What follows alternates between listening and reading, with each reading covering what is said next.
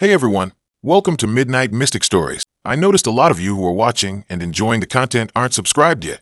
If you love spine-chilling stories, creepy encounters, and unexplained mysteries, make sure to subscribe and turn on the notification bell. It really helps the channel grow and helps us keep bringing more of the content you love. And be sure to comment below where you are tuning in from. Thank you and enjoy the video.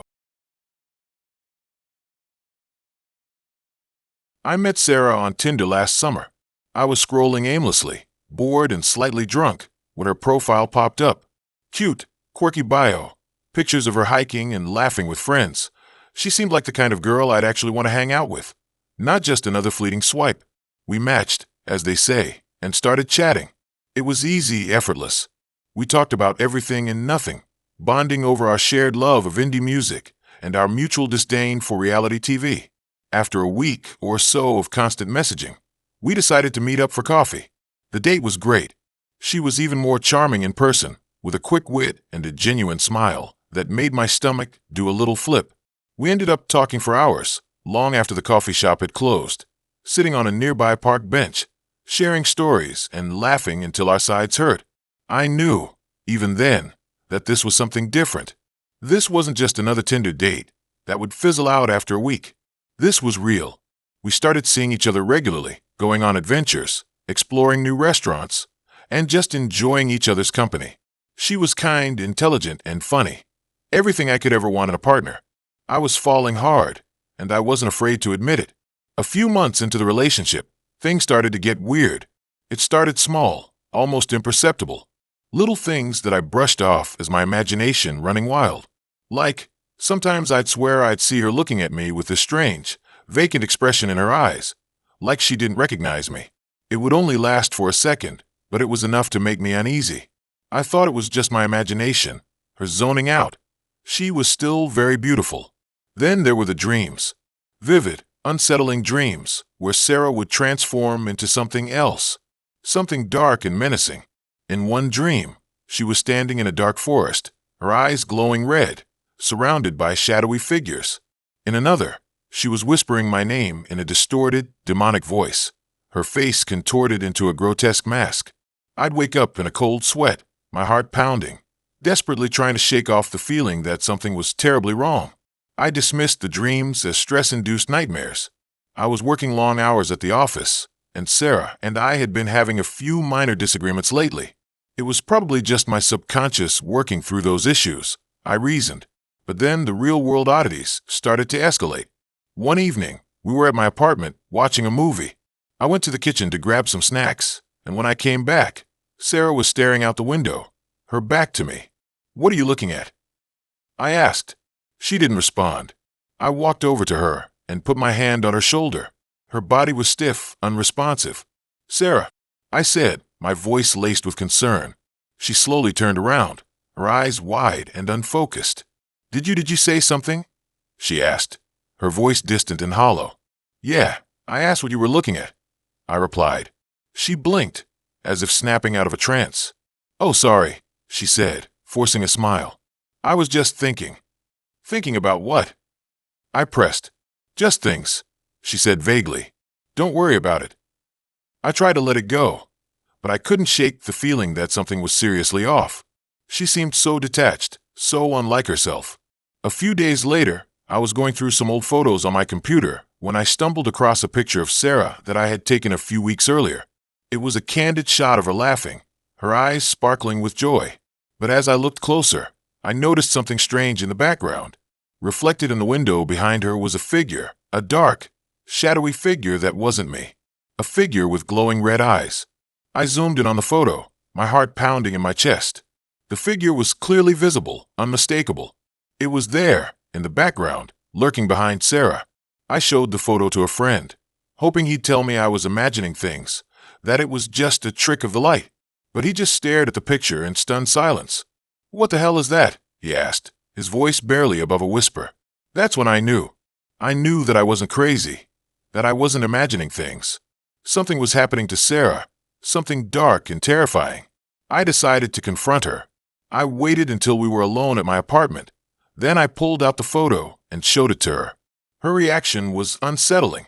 She didn't scream. She didn't deny it. She didn't even seem surprised. She just stared at the photo for a long time, her expression unreadable. "What is this?" I asked, my voice trembling. She finally looked up at me, her eyes devoid of emotion. "That's me," she said, her voice cold and distant. "No, that's not you," I insisted. "That's something else. What's happening to you, Sarah?" She didn't answer. She just stood there, staring at me with those empty eyes. "Please, Sarah," I begged. "Tell me what's going on. I want to help you." She took a step closer to me, her eyes narrowing. "You can't help me," she said, her voice a low, guttural growl. "This is who I am now." And then, she transformed. It happened so fast, I barely had time to react. Her body contorted, her bones cracking and shifting. Her skin turned pale and translucent, her eyes glowing with an unholy red light. Her mouth widened into a gaping maw filled with razor-sharp teeth. It was no longer Sarah. It was something else entirely, something monstrous and terrifying. I screamed and stumbled backward, tripping over a chair and falling to the floor. The creature lunged at me, its claws extended, its eyes burning with hatred. I closed my eyes, bracing for the impact, but it never came. I opened my eyes and saw the creature standing over me, frozen in place. It was struggling, its body convulsing, as if it were fighting against something inside it. "Go," it hissed, its voice a distorted blend of Sarah's and something else entirely. "Get out of here. Run." I didn't need to be told twice. I scrambled to my feet and ran out of the apartment, not stopping until I was miles away. I never saw Sarah again. I called the police, but they couldn't find any trace of her. They dismissed my story as the ramblings of a mentally disturbed individual. I moved to a different city, changed my name, and tried to forget what happened. But I can't. The memory of that night is burned into my brain, a constant reminder of the horror I witnessed. I still use Tinder, sometimes. I'm lonely, and I crave human connection, but I'm always looking over my shoulder, wondering if I'll see that familiar face pop up again, that innocent smile masking something truly evil. And I know, deep down, that it's not over, that whatever happened to Sarah is still out there, waiting. And one day, it will find me again. I thought it was just my imagination until I saw the reflection in the window. Now I know the truth. And the truth is far more terrifying than anything I could have ever imagined. The worst part is I met her on Tinder. Who knows if what is out there is real and you matched with it? I'd been on Tinder for a few months, mostly just swiping out of boredom during my commute. I wasn't really looking for anything serious, just a way to pass the time and maybe meet someone interesting. I wasn't exactly shy, but striking up conversations in real life always felt like a monumental task. Tinder felt safer, more controlled. You could curate your profile, choose your best angles, and carefully craft witty opening lines. I matched with a lot of guys, some duds, some decent conversations, but nothing that really stuck. Until Liam. His profile was different. He wasn't posing with a tiger or flexing in a gym mirror. His photos were candid, natural. One was of him hiking in the mountains, another playing guitar by a campfire.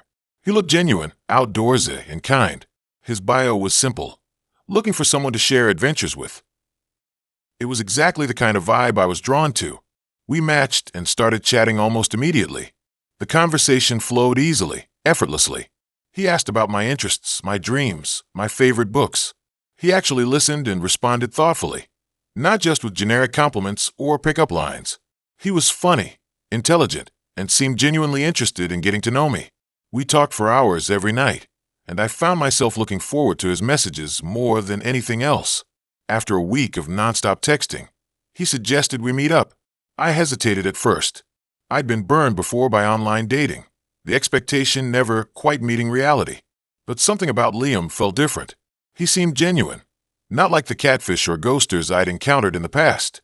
I agreed, telling myself to keep my expectations low. We decided to meet at a coffee shop near my apartment. It was a cozy, familiar place, a safe choice for a first date. When I saw him walk in, I was instantly relieved.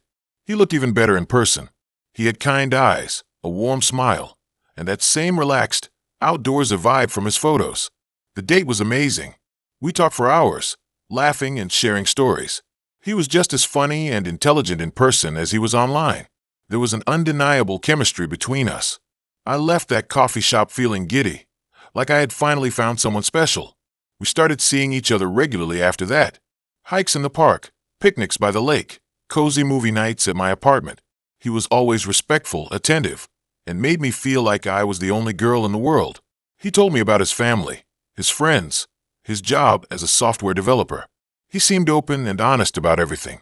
I fell hard and fast. After a few months, things started to get more serious. We started spending most nights together, leaving clothes at each other's places, talking about the future. I introduced him to my friends, and they loved him.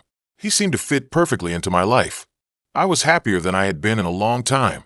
That's when the little things started. Small inconsistencies, things I initially dismissed as quirks or misunderstandings. He was sometimes vague about his whereabouts, claiming he was out with friends, but not offering any details. He'd get defensive if I asked too many questions about his past.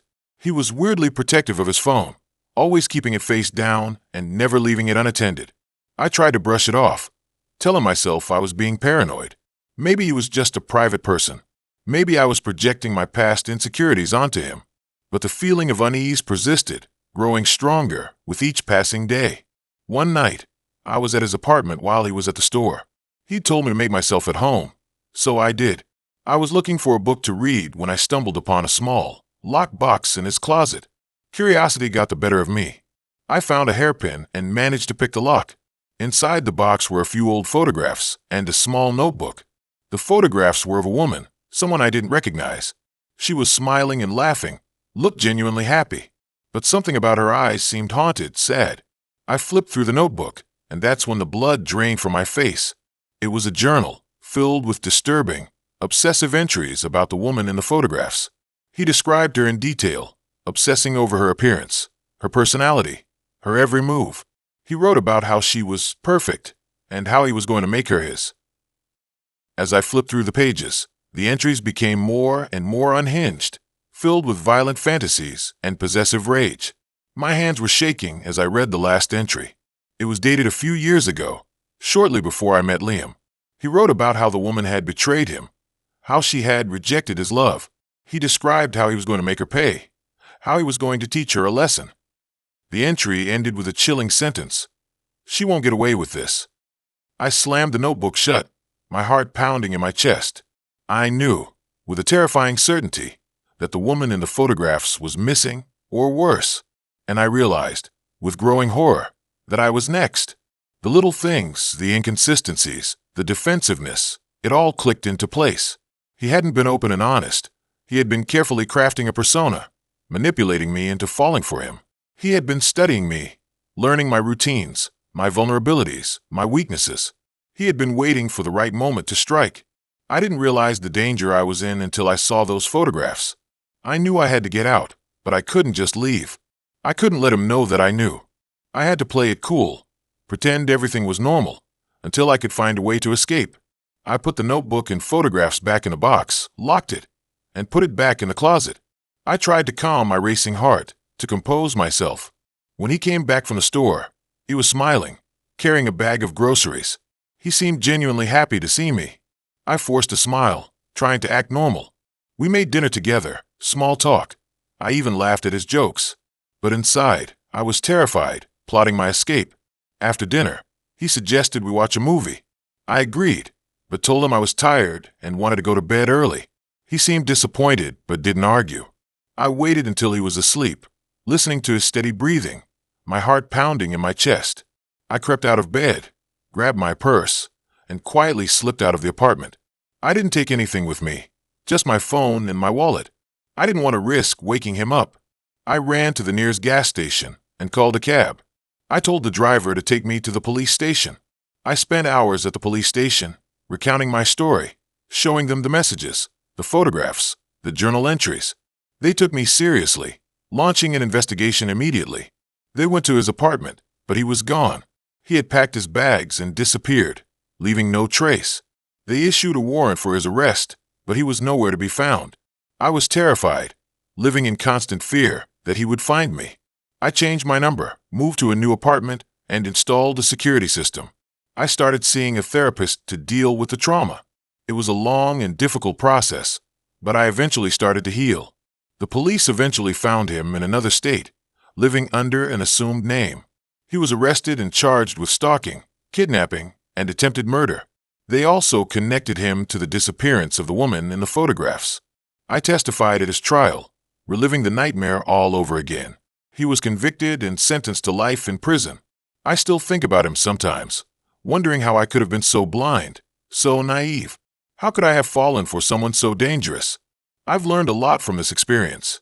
I'm more cautious now, more aware of the red flags, the warning signs. I know that not everyone is who they seem to be online. I still use dating apps, but I'm much more careful about who I talk to and who I meet in person. I trust my instincts more, and I'm not afraid to walk away if something feels wrong. It's a scary world out there, especially online. You never really know who's on the other side of a screen. I was lucky. I got out alive. The experience will forever be a reminder of just how important it is to be cautious. The world is not always as it seems, and behind the curated facade and charming words can be hiding a monster. This is a world of curated lies. Okay, let me tell you about my Tinder experience. I know. Everyone has a Tinder story, right? But trust me, this one isn't your typical awkward first date or catfish situation. This is different. This is the kind of story that makes you rethink swiping altogether. The kind that makes you double-check your locks and question the intentions of every stranger you meet online. So, buckle up, because this is going to be a long one. I was fresh out of a messy breakup, heartbroken, a little lost, and definitely craving some kind of connection, even if it was just superficial. My friends convinced me to get back on Tinder. It'll be fun, they said. Just a distraction, they said. Famous last words. At first, it was exactly what I expected. The endless swiping, the cheesy pickup lines, the occasional decent conversation that fizzled out after a few days. Nothing out of the ordinary. I met a few guys for coffee, a few for drinks. All perfectly pleasant, perfectly forgettable. And then I matched with Liam. His profile was intriguing. Not conventionally handsome, but with this intense, almost brooding look in his eyes. His bio was short and to the point. Looking for someone to explore the city with. I like that. I was tired of the hookup culture, the endless stream of guys looking for one thing. Liam seemed different, more genuine. We started chatting, and the conversation flowed easily. He was intelligent, witty, and surprisingly empathetic. He asked about my breakup, listened patiently as I ranted about my ex, and offered surprisingly insightful advice. It felt like I was talking to a friend, not some random guy on a dating app. After a few days of nonstop texting, we decided to meet up. He suggested a small, independent bookstore in a neighborhood I'd never been to. It's my favorite place, he said. Quiet, cozy, and full of hidden gems. It sounded perfect. The bookstore was exactly as he described. A maze of towering shelves, filled with the smell of old paper and brewing coffee. Liam was already there, waiting for me by the entrance. He was even more attractive in person, with this quiet confidence that drew me in. We spent hours browsing the shelves, talking about our favorite books, discovering new authors. It felt like we had known each other for years. He even bought me a first edition of one of my favorite novels. It was the kind of gesture that made my heart skip a beat. We left the bookstore and wandered through the neighborhood, stopping at a quirky coffee shop and a vintage clothing store. Liam seemed to know everything about the area, pointing out hidden alleys and historical landmarks. He was like a tour guide, but with a personal touch. As the day wore on, I started to notice something off. Liam was incredibly attentive, almost too attentive. He kept touching my arm, my hand, my hair. It wasn't overtly sexual, but it felt possessive. And his eyes. He would stare at me, really stare, like he was trying to see inside my soul. I tried to brush it off, chalk it up to nerves or excitement, but the feeling of unease lingered in the back of my mind. We ended up having dinner at a small Italian restaurant. The food was amazing, the atmosphere was romantic, but I couldn't shake the feeling that I was being watched. Every time I looked up, Liam was staring at me, his eyes filled with this strange intensity. After dinner, he walked me back to my car. As we stood there, saying goodbye, he leaned in and kissed me. It was a passionate kiss, but it felt desperate, like he was trying to hold on to something. "I had a really great time tonight," he said, his voice husky. "I can't wait to see you again." I smiled, but I couldn't shake the feeling that something was wrong. "Me too," I said, but the words felt hollow. I drove home, replaying the date in my mind. There were so many small things that bothered me. The way he stared, the possessive touches, the desperate kiss. It was like he was trying to create a connection that wasn't really there. When I got home, I did what any sane person would do. I Googled him. I found his Facebook page, his Instagram account, his LinkedIn profile. Everything seemed normal, almost too normal. He had a good job, a nice apartment, a seemingly normal life. But then I stumbled upon something that made my blood run cold. A news article about a missing woman. The woman had disappeared a few months earlier, and the police were still investigating. The article mentioned that she had met someone on Tinder shortly before she disappeared. And then I saw it, a picture of the woman. She looked eerily similar to me. Same hair color, same eye color, same build. It was like looking into a distorted mirror. I felt a wave of nausea wash over me. Could Liam be involved in her disappearance? Was I in danger? I spent the rest of the night wide awake, replaying every moment of the date in my mind, searching for any clues, any red flags that I had missed. I couldn't shake the feeling that I had narrowly escaped something terrible. The next morning, I went to the police. I told them everything. The date, the strange behavior, the news article. They listened patiently, but they seemed skeptical. They said they would look into it, but they couldn't promise anything. I felt frustrated and helpless. I knew something was wrong, but I didn't have any proof. A few days later, I received a text message from Liam. Hey, it said, I was thinking about you. Want to get together again soon. I stared at the message, my heart pounding in my chest.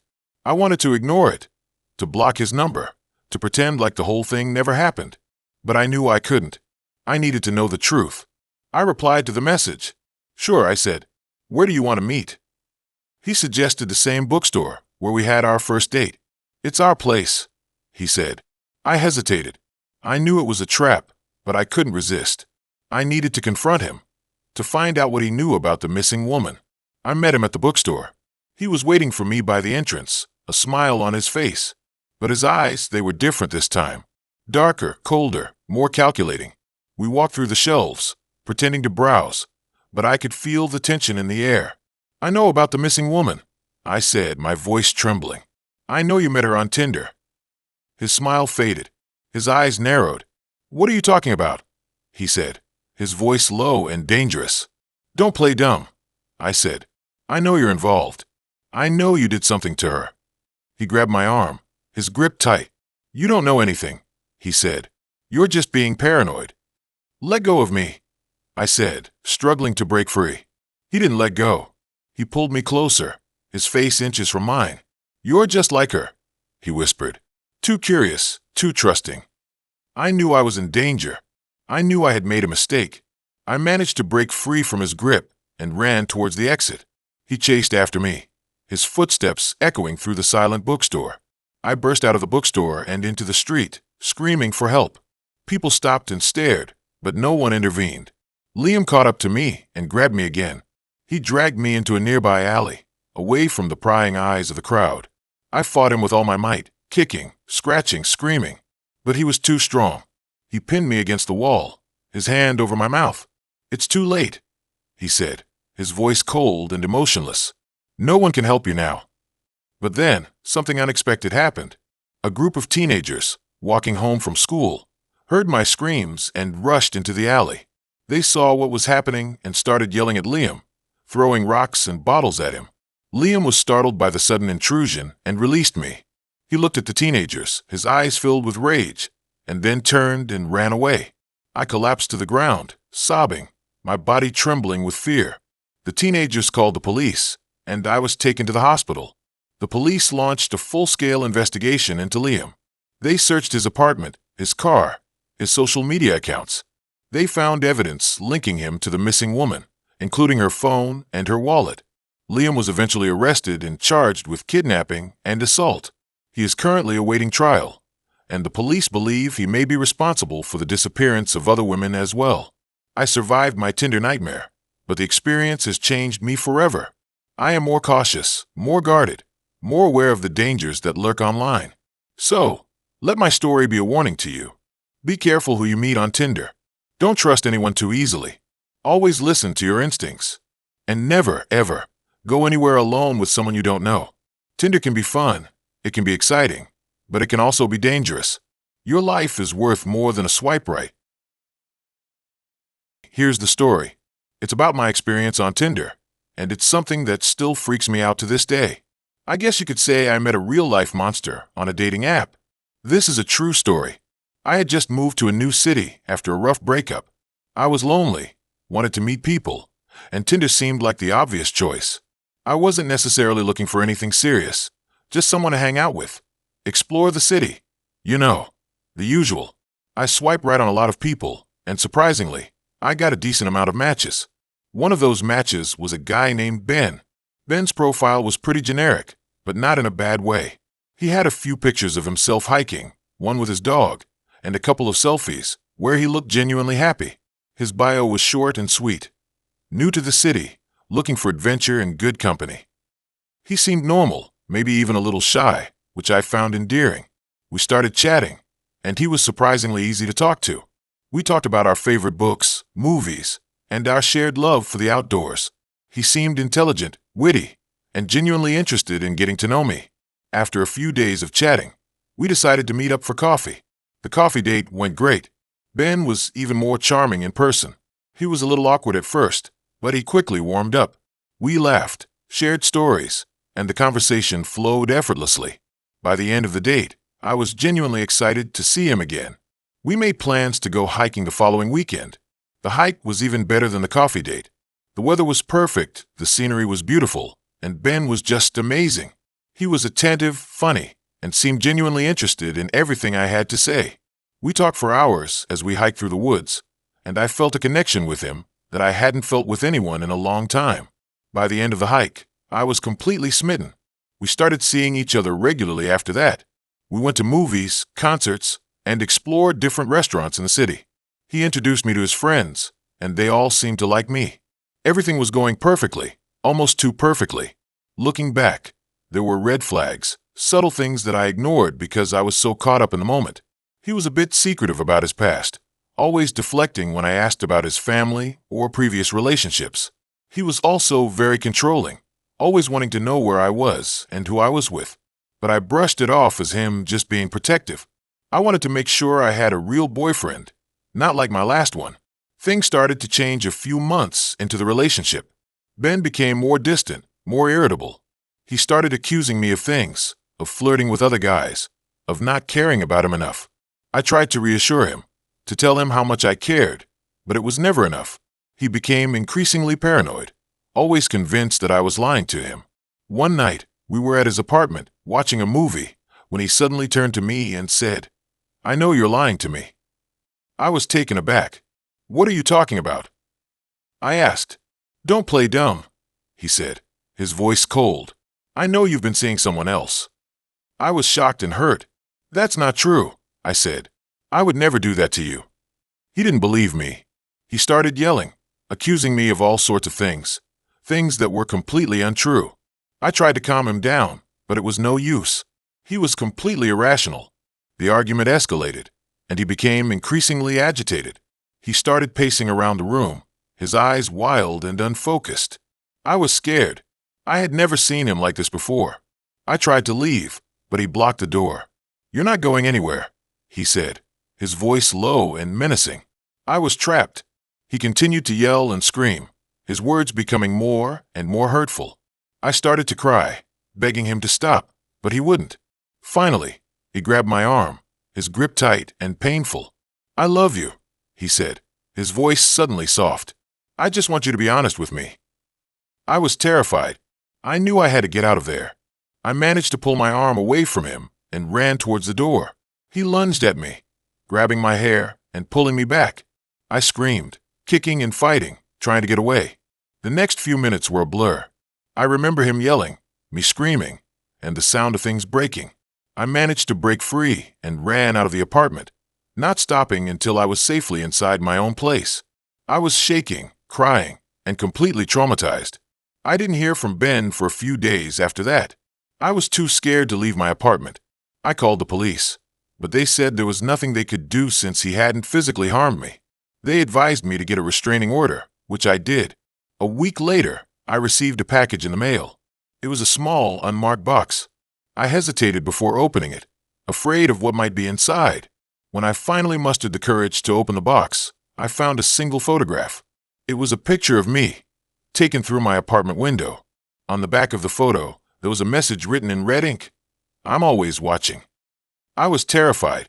I immediately called the police, but they still couldn't do anything without more evidence. I moved out of my apartment the next day and went into hiding. I stayed with friends and family, constantly looking over my shoulder, afraid that Ben would find me. I eventually moved to a different state, changed my name, and started a new life. I haven't seen or heard from Ben since, but I still live in fear that he will find me. I have nightmares about him, about that night in his apartment, about the picture in the box. I know this sounds like something out of a movie, but it's all true. I met a real-life monster on Tinder, and it's something that still haunts me to this day. I'm sharing this story to warn others about the dangers of online dating.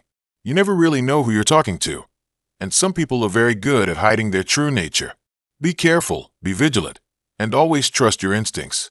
If something feels off, don't ignore it. Get out of there as soon as possible. It could save your life. Even now, years later, I still struggle with trust issues. I'm hesitant to form new relationships, afraid that I'll make the same mistake again.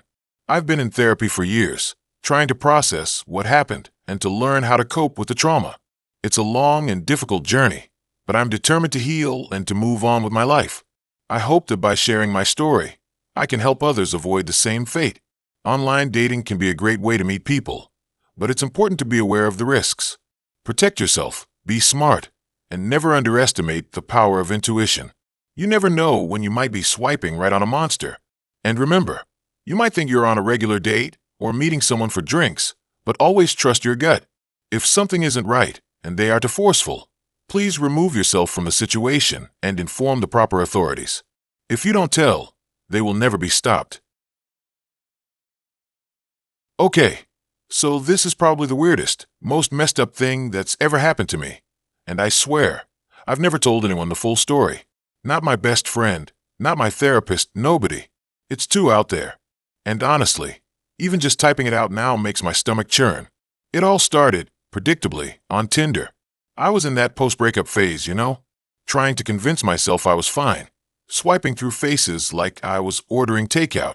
I wasn't really looking for anything serious, just someone to distract me from the whole my life is in shambles feeling. I matched with this guy named Liam. His profile was pretty standard. A couple of semi-decent photos, a generic bio about loving hiking and craft beer. Nothing that screamed serial killer. We chatted for a few days, the usual small talk, and he seemed normal, maybe a little intense with the compliments, but nothing that immediately set off alarm bells. We decided to meet up for coffee. The coffee date was fine. Boring even. Liam was a little awkward in person, kept making weird eye contact, but overall, he seemed harmless. He talked a lot about his job, something in tech, I think, and I mostly just nodded and smiled, trying to figure out an excuse to leave early. There wasn't any spark, no connection, nothing. I figured that would be the end of it. I'd send a polite thanks, but no thanks text, and we'd both move on. But then he started texting me, constantly, like nonstop. If I didn't respond within 5 minutes, he'd send another message, then another.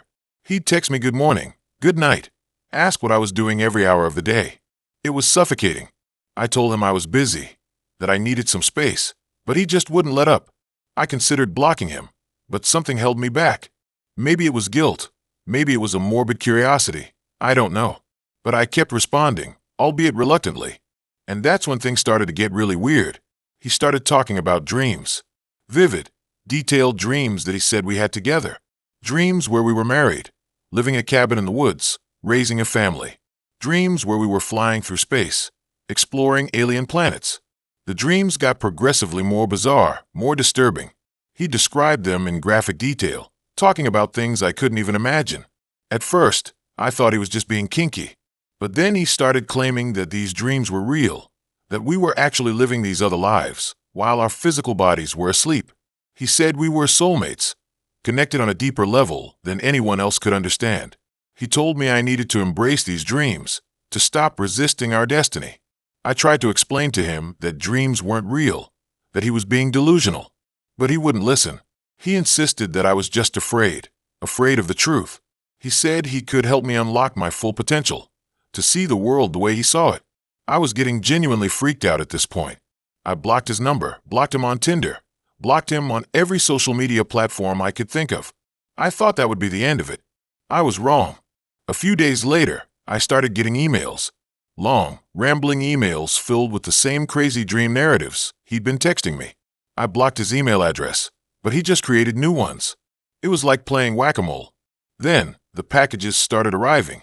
Small, innocuous packages at first. A book of poetry, a scented candle, a handmade bracelet. Each one came with a note, a short, cryptic message referencing our shared dreams.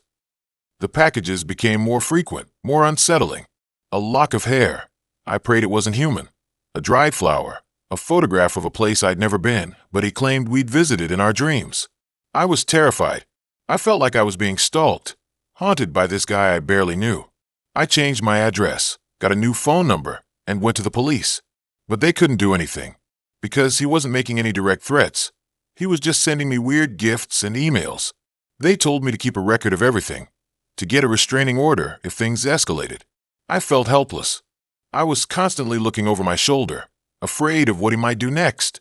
I started having nightmares, not the same ones he described, but my own twisted versions, filled with fear and dread. I was losing sleep, losing weight, losing my mind.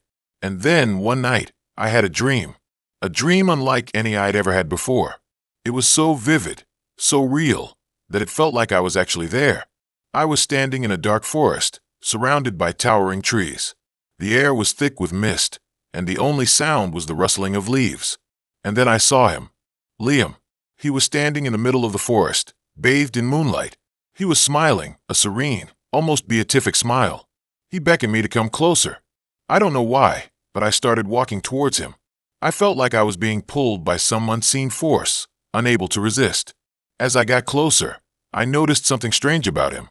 His eyes were glowing, a bright, unnatural light. He reached out and took my hand. His touch was cold like ice. He said, "Welcome home." And then I woke up. I was drenched in sweat, my heart pounding. I lay in bed for hours, staring at the ceiling, trying to make sense of what I'd just experienced. Was it just a dream? Or was it something more? I knew I had to do something. I couldn't keep living like this, constantly afraid, constantly haunted. I decided to confront him. I used a fake number to contact him, pretending to be someone else interested in his dream sharing. He gave me an address, an old house in the middle of nowhere. I drove out there the next day. The house was even more dilapidated than I had imagined. The windows were boarded up, the paint was peeling, and the yard was overgrown with weeds. It looked like something out of a horror movie. I walked up to the front door and knocked. After a few minutes, Liam opened the door. He looked different than I remembered. His eyes were sunken, his face was pale, and he had a wild, unkempt look about him. Let me tell you about this Tinder experience I had a while back. I swear, I still get chills thinking about it. It's one of those things that makes you question everything you thought you knew about people, about the internet, about, well, everything. I was in a weird place in my life. Newly single after a really messy breakup, feeling kinda lost and definitely lonely. I knew I wasn't ready for anything serious, but the thought of just being alone was suffocating. So, like a lot of people, I turned to Tinder. Swiping right became a mindless habit, a way to fill the empty hours. That's when I matched with Jake. His profile was pretty standard. A couple of pictures of him hiking, one with a dog, classic, and a short bio that said he was looking for good conversation and maybe some adventure. He seemed normal enough, maybe even a little wholesome. I don't know. Something about his smile made me think he was genuine. We started chatting, and things progressed quickly. He was witty, intelligent, and surprisingly good at listening. We talked about everything, our families, our dreams, our fears.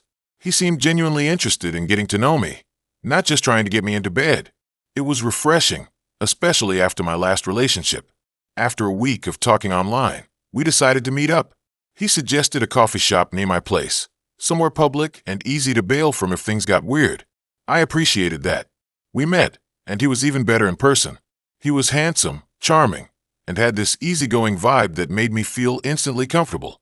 The conversation flowed effortlessly, and we ended up talking for hours. We started seeing each other regularly after that.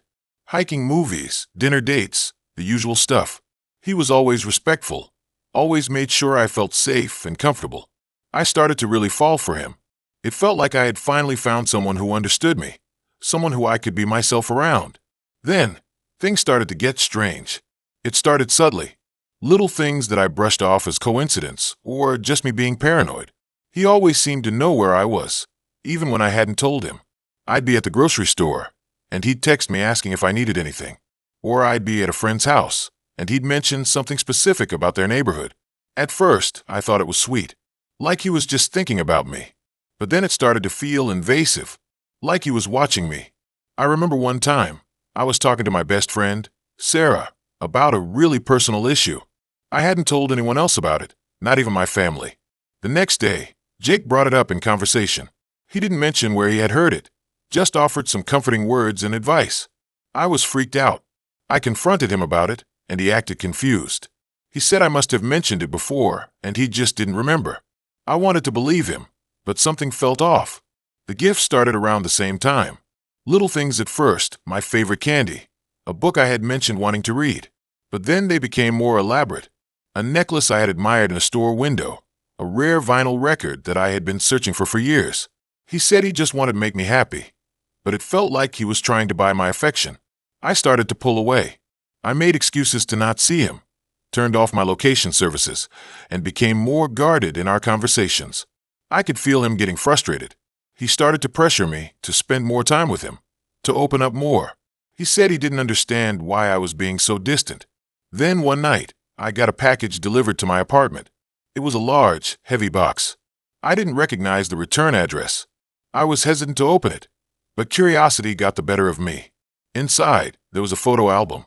I opened it, and my blood ran cold. It was filled with pictures of me. Pictures taken from my windows. Pictures taken while I was walking down the street. Pictures taken inside my apartment. Pictures I had no idea existed. Some of them were recent. Some of them were months old. I flipped through the album, my hands shaking. Each picture was more disturbing than the last. There were pictures of me sleeping, pictures of me showering, pictures of me changing clothes. It was a complete invasion of my privacy, a violation of everything I held sacred. I called the police immediately. They came and took the album and started an investigation. They traced the package to a fake address, a dead end. They questioned Jake, but he denied everything. He said he had no idea where the pictures came from, that someone was trying to frame him. The police couldn't prove anything.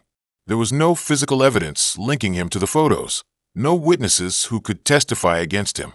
They told me they would keep an eye on him, but that there was nothing more they could do. I was terrified. I knew it was him. I could feel it in my gut, but I couldn't prove it. I felt trapped, vulnerable, and completely alone. I decided to take matters into my own hands. I started documenting everything. Every text message, every phone call, every interaction I had with Jake. I installed security cameras in my apartment, changed my locks, and started carrying pepper spray with me everywhere I went. I knew I was being paranoid, but I couldn't shake the feeling that I was being watched. I started having nightmares. I couldn't sleep, couldn't eat, couldn't function. I was living in a constant state of fear. One night, I woke up to a noise outside my bedroom window. I grabbed the pepper spray from my nightstand and crept to the window. I peeked through the blinds, and my heart stopped. Jake was standing in my backyard, staring up at my window. He was holding something in his hand, but I couldn't make out what it was. I felt a surge of adrenaline. I knew this was it. This was the moment I had been dreading. I screamed, and he jumped back. He dropped whatever he was holding and ran. I called the police again, hysterically, telling them what I had seen. They arrived quickly and searched the area, but they couldn't find him. The next morning, I found what he had dropped in my backyard.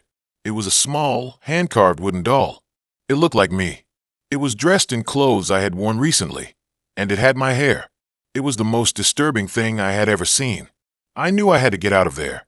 I packed a bag, grabbed my cat, and left. I didn't tell anyone where I was going, not even my family. I just needed to disappear. I spent the next few months bouncing from place to place, staying with friends, sleeping in cheap motels. I was constantly looking over my shoulder, afraid that Jake would find me. Eventually, I decided to move to a different state. I started a new life, changed my name, and tried to forget everything that had happened. It wasn't easy. The trauma of that experience still haunts me to this day. I haven't used Tinder since. I'm too afraid. I know not everyone is like Jake, but I can't shake the feeling that danger is lurking around every corner of the internet. I'm sharing this story as a cautionary tale. Be careful who you meet online. Don't trust anyone too quickly. And always trust your gut. If something feels off, it probably is. The internet can be a dangerous place, and it's important to protect yourself. Don't give out too much personal information. Be wary of people who seem too good to be true, and never be afraid to walk away from a situation that makes you feel uncomfortable. I hope my story can help someone else avoid the nightmare I went through. Stay safe out there. You never know who's lurking behind the screen. To this day, I still get chills thinking about the summer I decided to take a break from reality and dive headfirst into the shallow end of the dating pool that is Tinder. I was freshly heartbroken, a cliche I know, and my friends convinced me that swiping right would be the perfect distraction. They weren't wrong, at least not initially. I matched with dozens of guys, endured countless awkward conversations, and even went on a handful of forgettable dates. But then there was Liam. Liam's profile was deceptively normal. A few pictures of him hiking, one of him playing guitar, and a bio that simply said, "Looking for someone to explore the city with." He was attractive in a rugged, outdoorsy kind of way, and his messages were witty and engaging. Unlike most of the guys on Tinder, he actually seemed interested in getting to know me beyond my physical appearance. We talked about everything from our favorite books to our travel dreams, and I found myself genuinely looking forward to his messages. After a week of chatting, we decided to meet up. He suggested a small, out-of-the-way coffee shop that I had never heard of. It was a bit off my beaten path, but I was feeling adventurous and figured, what the hell? I texted my best friend, Sarah, the address and told her to expect a check-in text in a couple of hours. Safety first, right? The coffee shop was even more obscure than I had imagined. It was tucked away on a quiet side street, with a dimly lit interior and mismatched furniture. There were only a few other customers, all of whom seemed to be engrossed in their laptops or books. Liam was already there, sitting at a small table near the back. He stood up when I walked in, gave me a warm smile, and pulled out a chair for me. The date started off well enough. We talked for hours, about everything and nothing. He was charming, intelligent, and genuinely seemed interested in what I had to say. There was a definite spark between us, and I found myself feeling more at ease than I had in months. But as the evening wore on, I started to notice some subtle, unsettling details.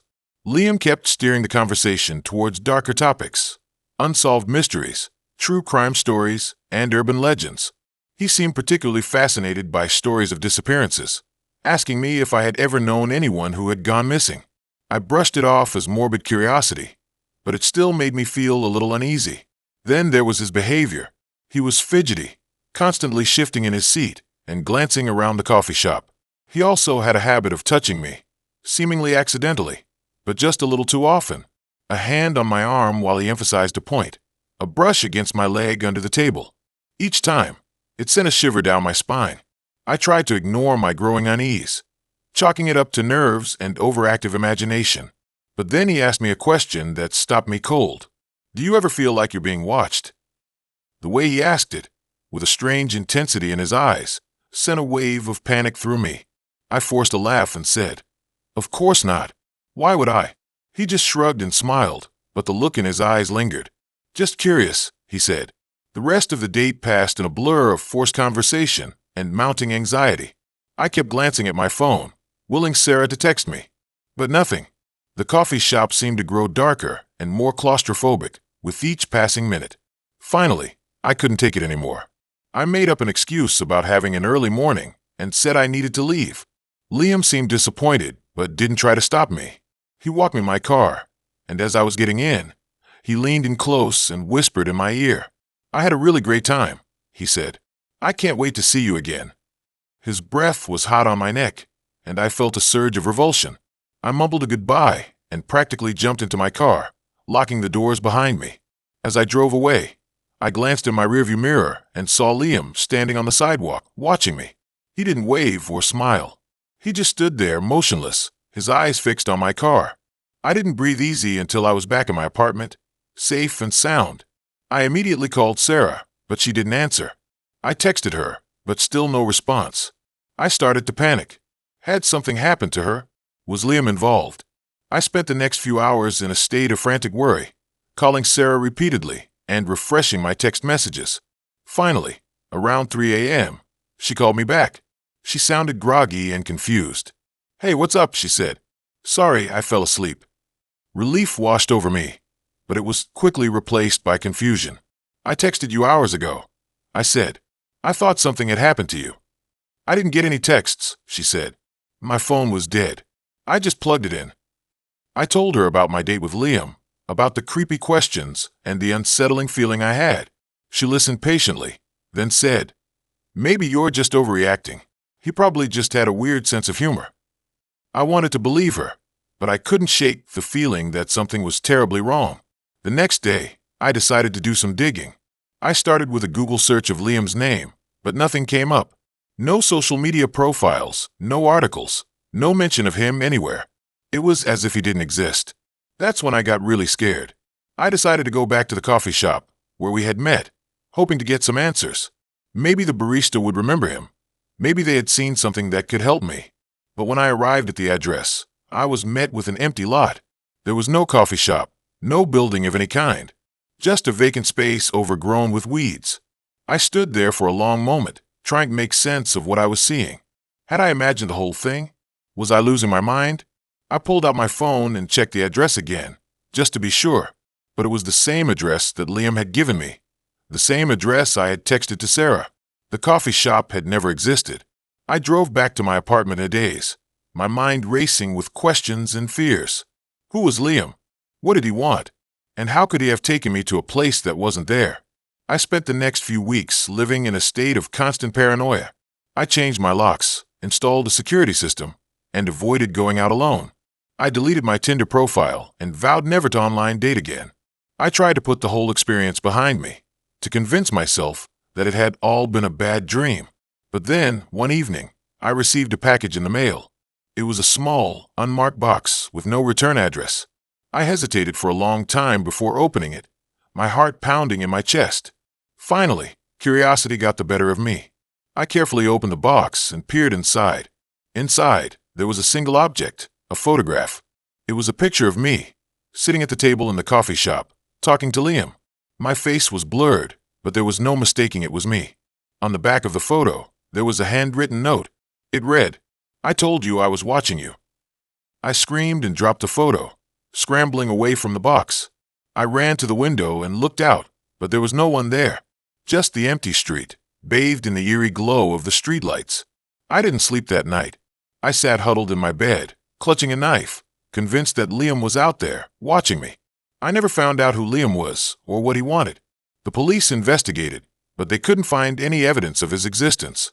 No fingerprints on the box, no leads to follow. To this day, I still get chills thinking about that summer, about the man who wasn't real and the coffee shop that never existed. I still look over my shoulder when I walk alone at night, wondering if he's still out there, watching me. The experience changed me. It made me more cautious, more distrustful of strangers. It taught me that sometimes the most terrifying things are the ones that can't be explained. And it taught me to never, ever trust a Tinder profile again, especially not one that's too good to be true. Because sometimes the person behind the profile is hiding a darkness that you can't even begin to imagine. A darkness that will haunt you long after you swipe left. And the idea that the online world is real, because sometimes it could be more real than reality itself. It started like any other Tinder conversation, a simple "Hey, how's it going?" which spiraled into a surprisingly engaging exchange about our shared love for obscure indie bands and a mutual disdain for pineapple on pizza. His name was Liam, and his profile was pretty standard. A couple of smiling selfies, a picture of him hiking in what looked like the Adirondacks, and a witty bio about being a recovering sarcastic asshole. He seemed normal, maybe even a little charming. After a week or so of texting, we decided to meet up for coffee. The date was uneventful, bordering on pleasant. Liam was exactly as he portrayed himself online. Sarcastic, a little awkward, but genuinely nice. We talked for hours about everything and nothing, and I actually found myself enjoying his company. There wasn't an immediate spark, but there was a comfortable connection, a sense that we could easily become friends. We agreed to see each other again. Over the next few weeks, Liam and I went on a few more dates. We saw a movie, grabbed dinner at a local diner, and even went for a hike. Each time, I found myself liking him more. He was attentive, funny, and seemed genuinely interested in getting to know me. He even remembered the small details I mentioned in passing, like my favorite coffee order or my childhood obsession with collecting stamps. It was all very normal, almost too normal for Tinder. I started to let my guard down, to imagine the possibility of something more than just a casual fling. Then, things started to shift. Subtle at first, almost imperceptible. He started texting more frequently, sometimes multiple times an hour. It wasn't overwhelming, but it was definitely a step up from our previous communication. He'd ask about my day, my meals, my whereabouts. Harmless enough, but there was an undercurrent of possessiveness that made me slightly uneasy. One evening, I mentioned that I was going out for drinks with some friends from work. Liam's response was a little strange. He didn't say anything overtly jealous or controlling, but he did ask a lot of questions about who I was going with, where we were going, and when I'd be home. He even suggested that I text him when I got back to my apartment, so he knew I was safe. I brushed it off as him being considerate, but a tiny seed of doubt had been planted in my mind. The following week, I noticed that Liam had started liking all of my Instagram posts, even the ones from months ago. He also started commenting on them, leaving generic but vaguely affectionate messages like "looking good" or "love this." It was a little excessive, but I figured he was just trying to be supportive. But then came the gifts. Small things at first. A book by one of my favorite authors, a keychain with my initials, a bag of my favorite coffee beans. Each time, he'd say something like, "I just saw it and thought of you." They were thoughtful gestures, but they felt a bit too intense, too soon. It was like he was trying to buy my affection, to win me over with grand gestures instead of genuine connection. I started to feel suffocated. The constant attention, the excessive compliments, the unsolicited gifts, it was all too much. I needed space, but I didn't know how to ask for it without hurting his feelings. I decided to pull back a little, to be less responsive to his texts and less available for dates. That's when things took a turn for the worse. One night, I was watching a movie at home when I received a text from Liam. "I'm outside," it read. I was confused. "Outside where?" I replied, "Your apartment." He responded. My heart started to pound in my chest. I hadn't told him my exact address. I'd only mentioned the general area where I lived. How did he find me? "What are you doing here?" I texted back, my fingers trembling. "I just wanted to see you," he replied. "Can I come up?" I panicked. I didn't want him to come up. I needed time to process everything, to figure out how to navigate this increasingly uncomfortable situation. "I'm busy right now," I texted. "Maybe another time." "Please," he replied. "I just want to talk." I hesitated. I didn't want to be rude, but I also didn't want to encourage his behavior. "I really can't," I texted. "I have to get up early tomorrow." He didn't respond. I peeked through my blinds and saw him standing on the sidewalk across the street, staring up at my window. He stood there for what felt like an eternity, unmoving, like a statue. I closed the blinds and locked the door, my anxiety levels skyrocketing. He finally left after about an hour, but the feeling of being watched lingered long after he was gone. I couldn't shake the image of him standing outside my apartment, silently observing me. The next day, I received a package in the mail. It was a framed photo of me sleeping. I had no idea how he got it. I never sent him a picture of me asleep, and I certainly didn't have any photos of myself sleeping on social media. It was like he had been watching me, taking pictures of me without my knowledge. I was terrified. This wasn't just creepy anymore. It was bordering on stalking. I knew I had to do something, but I didn't know what. I considered calling the police, but I didn't have any concrete evidence that he had committed a crime. I decided to confront him directly. I texted him, asking to meet up for coffee. He agreed immediately. When I met him at the coffee shop, he seemed genuinely happy to see me. He smiled, complimented my outfit, and even brought me a small bouquet of flowers. He acted like nothing was wrong, like he hadn't been lurking outside my apartment or sending me disturbing photos. "Liam," I said, my voice trembling, "we need to talk." His smile faded. "What's wrong?" he asked. "I need you to stop," I said. "Stop texting me so much. Stop sending me gifts. Stop showing up unannounced. It's making me uncomfortable." He looked genuinely hurt. "I don't understand," he said. "I thought you liked it. I thought I was being a good boyfriend." We're not boyfriend and girlfriend, I said. We've only been on a few dates. This is moving way too fast. But I really like you, he said, his eyes starting to water. I can see us being together. I can see us getting married, having kids. I was speechless. He had completely fabricated a relationship in his mind that didn't exist. Liam, I said, trying to remain calm. I don't feel the same way. I think we should stop seeing each other. His face contorted in anger. You're breaking up with me? He asked, his voice rising. Yes, I said. I'm sorry, but this isn't working for me. He stood up abruptly, knocking over his chair. You'll regret this, he said, his eyes filled with rage. You'll see. You'll regret breaking my heart. He stormed out of the coffee shop, leaving me shaken and terrified. I knew I had made the right decision, but I couldn't shake the feeling that I had just made a powerful enemy. Over the next few weeks, Liam's behavior escalated. He started calling me repeatedly, sometimes dozens of times a day. He sent me disturbing text messages, filled with threats and accusations. He even created fake social media accounts to harass me online. I blocked his number, reported his fake accounts, and filed a restraining order. But it wasn't enough. He found ways to circumvent the system, to continue his campaign of harassment. One night, I came home to find my apartment ransacked, furniture overturned, clothes scattered, and a message scrawled on the wall in blood. I told you you'd regret it. I finally called the police. They took the incident seriously this time, launching a full-scale investigation.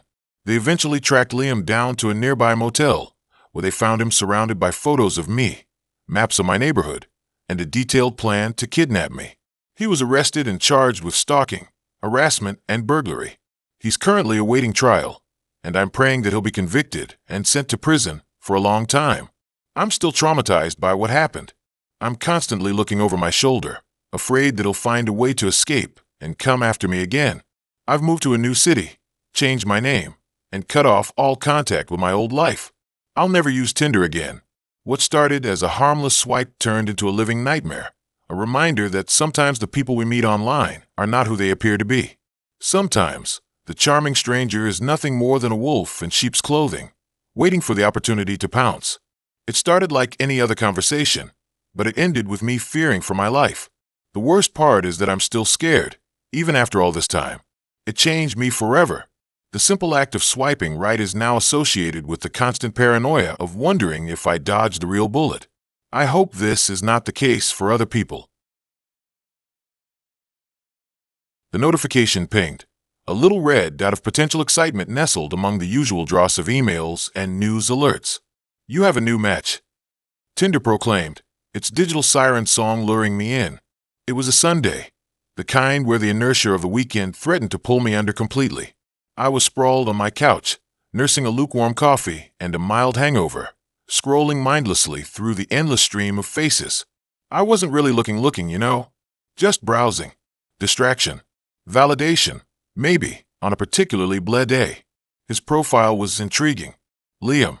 A couple of decent photos. One of him hiking, bonus points for outdoorsiness. Another of him smiling, genuine, not the strained, teeth-baring kind that screams, "I'm trying too hard." His bio was short and sweet. Writer. Coffee enthusiast. Looking for someone to explore the city with. Standard Tinder fare, but something about his face made me swipe right. He looked kind. We started chatting almost immediately. The conversation flowed easily, surprisingly so. We talked about books, movies, our favorite coffee shops, our shared love of exploring hidden corners of the city.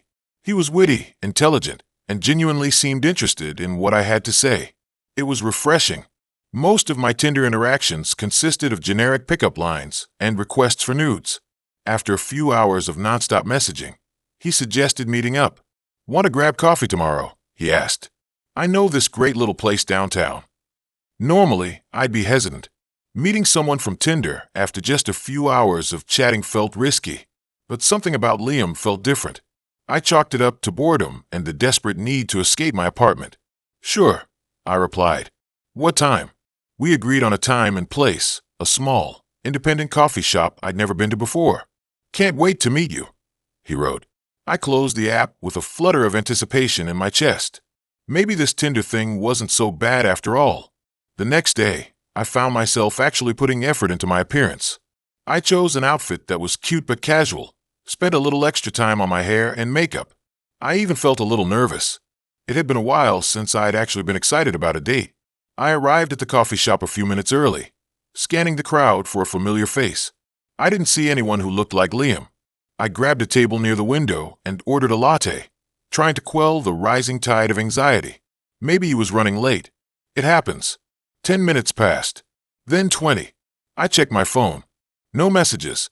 No calls. Just the gnawing feeling of disappointment. Maybe he was a catfish. Maybe he'd just changed his mind. Maybe I was just destined to be alone with my lukewarm latte and my pathetic attempts at online dating. Just as I was about to give up and leave, my phone buzzed. A message from Liam. "So sorry I'm late."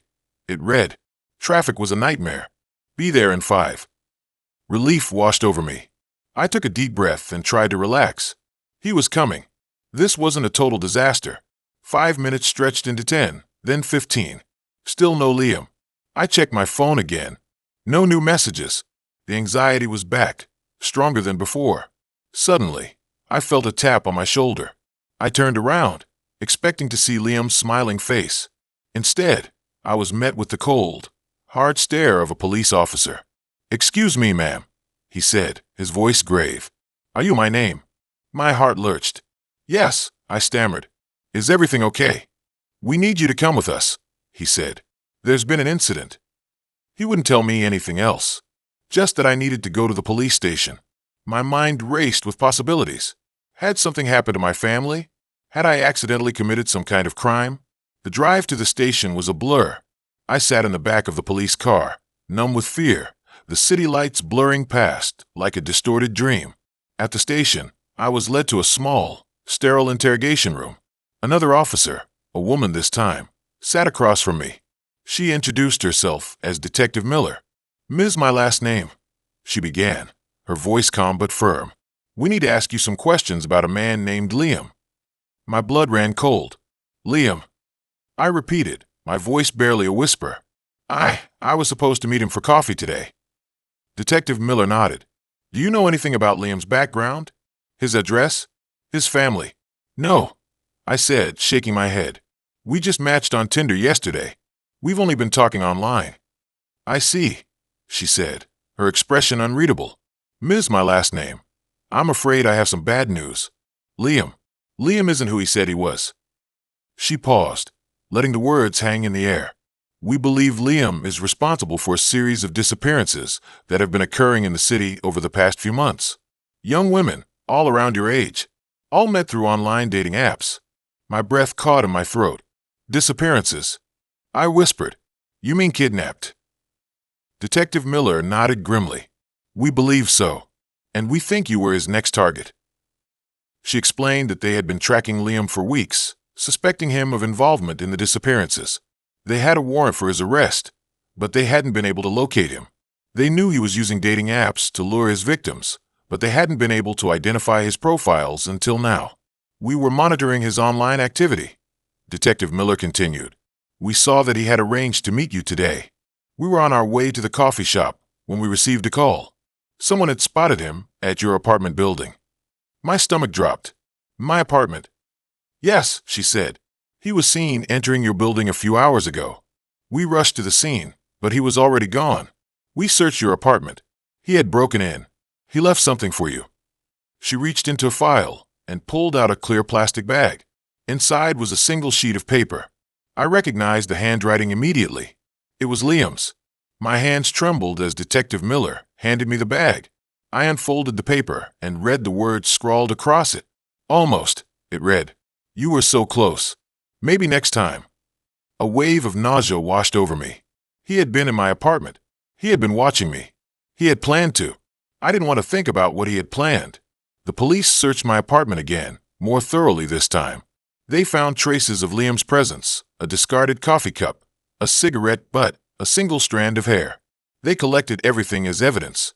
I spent the rest of the day at the police station, answering questions, giving statements, trying to piece together the shattered fragments of my reality.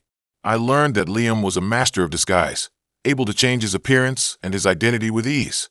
He had no known family, no permanent address. He was a ghost, a phantom, a predator lurking in the shadows of the online world. The police offered me protective custody, but I refused. I couldn't stay in the city, not after what had happened. I packed my bags, said goodbye to my friends, and left. I moved to a small town in the middle of nowhere, a place where I hoped I could feel safe again. I deleted all my social media accounts, changed my phone number, and tried to erase every trace of my online presence. I wanted to disappear, to become invisible. I still think about Liam. I see his face in my dreams. I hear his voice in the whispers of the wind. I know he's still out there, somewhere, lurking in the digital shadows, waiting for his next victim. I'll never use Tinder again. I'll never trust a stranger online. I'll never feel truly safe. What started as a normal day, a mindless scroll through a dating app, had turned into a nightmare, a terrifying glimpse into the dark heart of humanity. And I was lucky to escape with my life. But the scars, both visible and invisible, will remain forever. The red dot of a new match will always remind me of how close I came to disappearing. Okay, so, I always considered myself a pretty street-smart person. Grew up in a city, knew how to read people, trusted my gut. I thought I was basically unscammable, uncatfishable, generally unscrew-up-able when it came to navigating the world of online dating.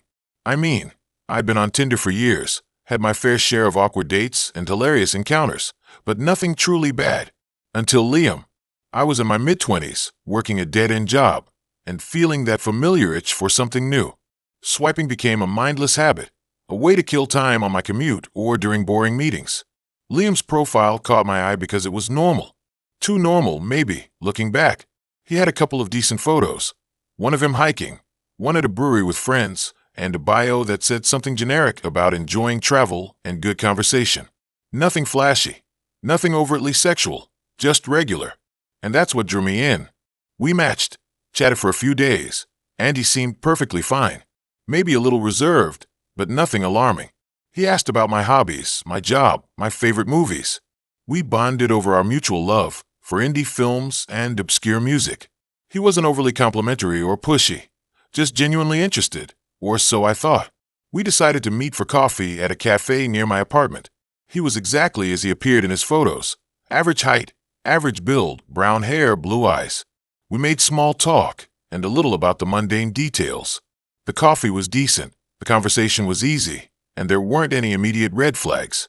He seemed a little nervous, maybe, but I chalked it up to first date jitters. After an hour or so, we wrapped things up, and he walked me back to my building. He didn't try to kiss me or anything, just said he had a good time and would text me later. And he did. We texted back and forth for the next few days, and he suggested we go out again. This time, he wanted to cook dinner at his place.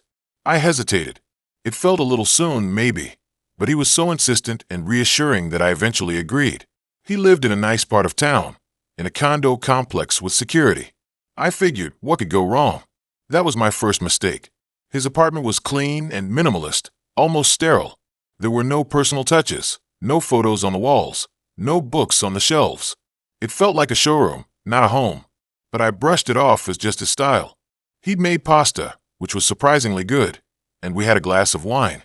The conversation flowed easily, and I started to relax. He seemed genuinely interested in my life, asking about my family and my dreams. But then, after dinner, things started to shift.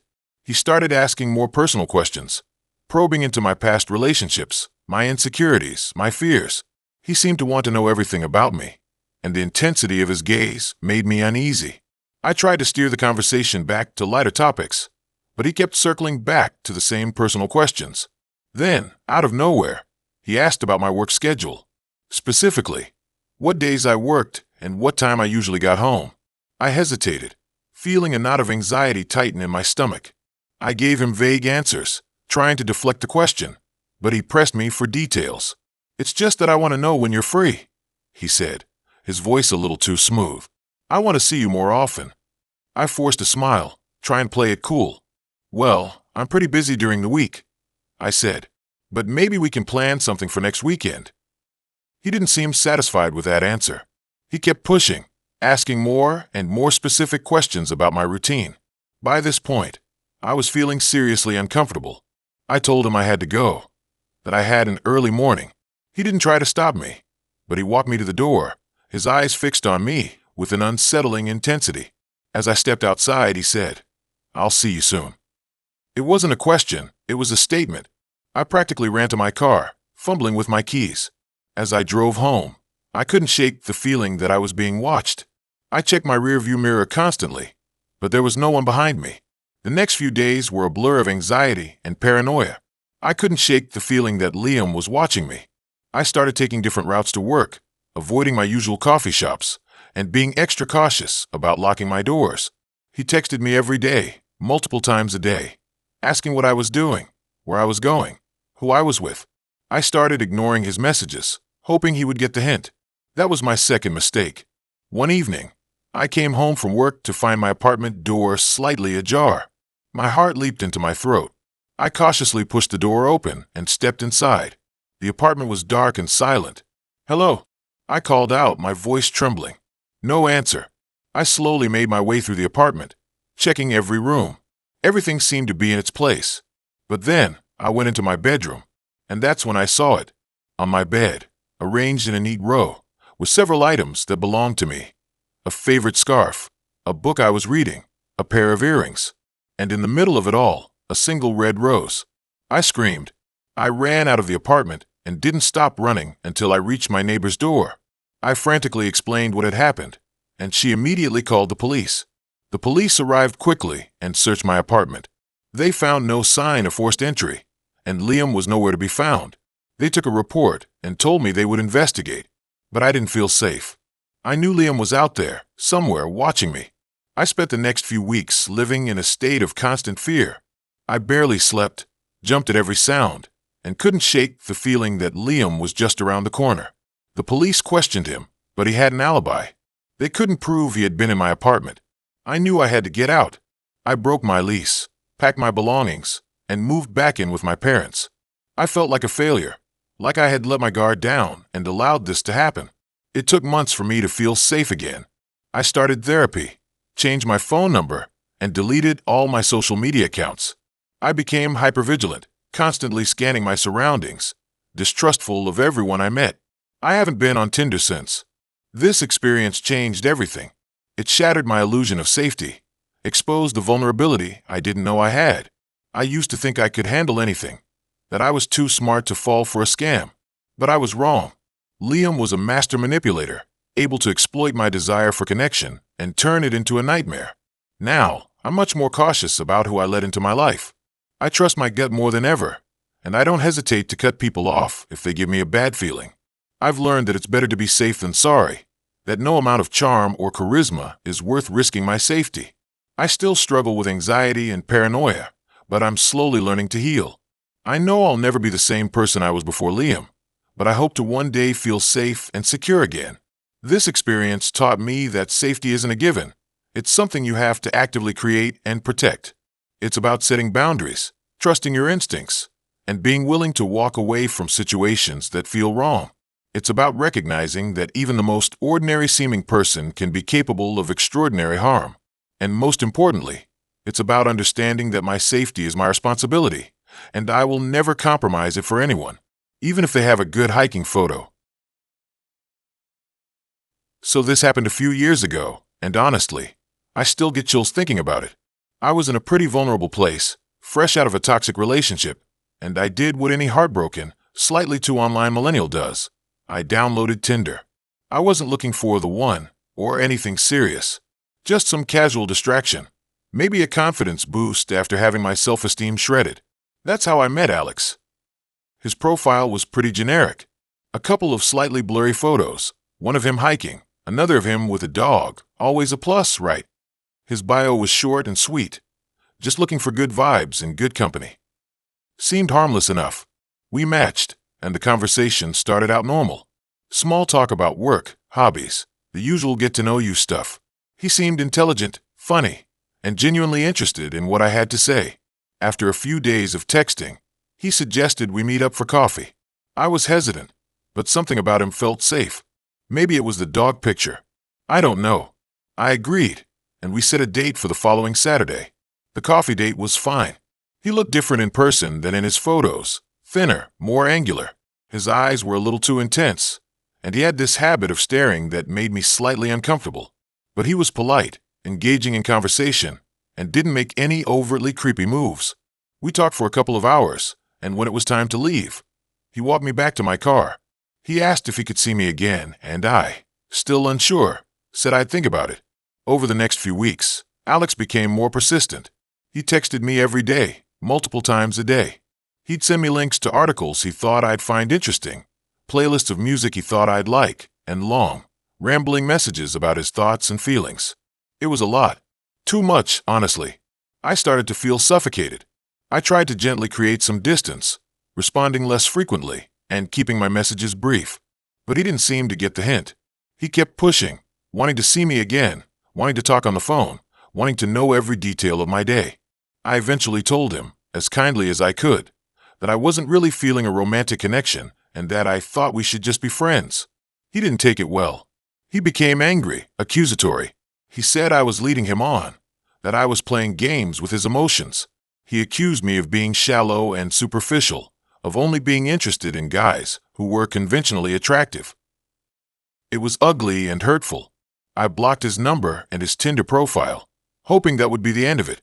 But it wasn't. A few days later, I started receiving emails from anonymous accounts. The emails contained screenshots of my social media profiles, old photos I'd almost forgotten about, and even information about my family members. It was clear that Alex was behind it. He was stalking me. I was terrified.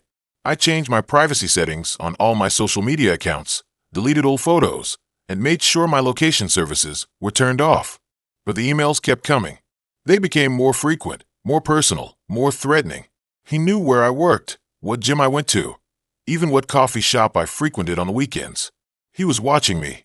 I went to the police, but they said there wasn't much they could do since he hadn't made any direct threats of violence. They advised me to keep a log of all the emails and any other contact I had with him, and to get a restraining order if things escalated. I felt helpless. I was living in a constant state of anxiety, always looking over my shoulder, afraid of who might be watching me. I started having trouble sleeping, and I lost my appetite. I felt like I was trapped in a nightmare. Things escalated a few weeks later. I came home from work one evening to find my apartment door slightly ajar. My heart leaped into my throat. I cautiously pushed the door open and stepped inside. The apartment was a mess. Furniture was overturned, drawers were pulled open, and clothes were scattered everywhere. It looked like someone had ransacked the place. I ran through the apartment, checking to see if anything was missing. My laptop, my jewelry, my credit cards, everything was still there. It was like the intruder wasn't looking for anything to steal. They would just try and scare me. On my bedroom mirror, scrawled in red lipstick, were the words, "I'm always watching." I screamed and ran out of the apartment. I called the police, and they came to investigate. They dusted for fingerprints, took photos of the damage, and filed a report. But again, they said there wasn't much they could do without any concrete evidence linking Alex to the crime. I felt like I was losing my mind. I couldn't sleep in my apartment anymore, so I stayed with a friend for a few weeks. I got a security system installed in my apartment, changed the locks, and bought a can of pepper spray. I was determined to protect myself. I also started seeing a therapist to deal with the trauma. She helped me process my emotions and develop coping mechanisms for dealing with the anxiety and fear. One day, I received a package in the mail. It was a small, unmarked box. I hesitated before opening it, afraid of what might be inside. I finally mustered the courage to open the box, and what I found inside made my blood run cold.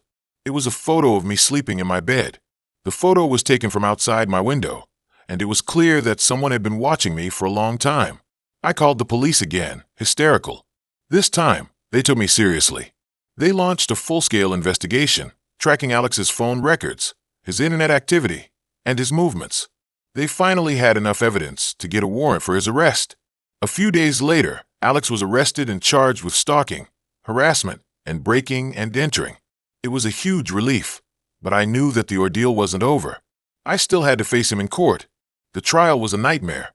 I had to relive all the details of the stalking, the harassment, and the break-in. I had to look Alex in the eye and tell him how much he had terrorized me. It was the hardest thing I've ever had to do. Alex was found guilty on all counts and sentenced to several years in prison. It was a victory, But it didn't erase the trauma. It didn't undo the fear and anxiety. It didn't bring back the sense of safety that I had lost. Even now, years later, I still struggle with the aftermath of what happened. I'm still cautious about who I meet online, and I'm always aware of my surroundings. I have trust issues and anxiety. I have nightmares. It's a constant battle. I share my story not for sympathy, but to warn others about the dangers of online dating.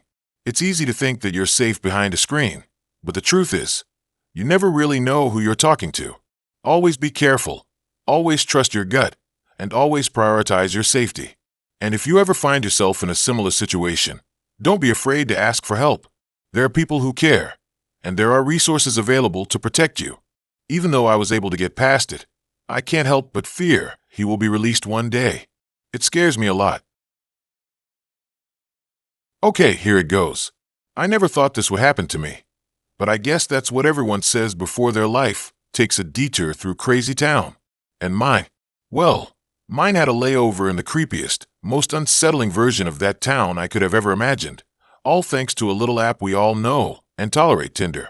I was fresh out of a messy breakup, like dumpster fire, scorched earth messy. I won't bore you with the details, but let's just say trust wasn't exactly my strong suit at that point. My friends, bless their well-meaning hearts, kept pushing me to get back out there. You need to put yourself back on the market, they'd chirp, as if I were a slightly used toaster oven. So, against my better judgment, and fueled by a potent cocktail of loneliness and cheap wine, I re-downloaded Tinder. I set my radius painfully low. Like, only show me people I could trip over in the grocery store low. My profile was a masterpiece of guarded optimism. A few pictures where I looked vaguely presentable, a witty-ish bio about my love for hiking and bad puns, and a clear disclaimer that I was not looking for anything serious. I swiped, I matched. I endured the usual parade of hey and unsolicited eggplant emojis. It was mostly a soul-crushing exercise in reaffirming my faith in the decline of civilization. Then came Liam.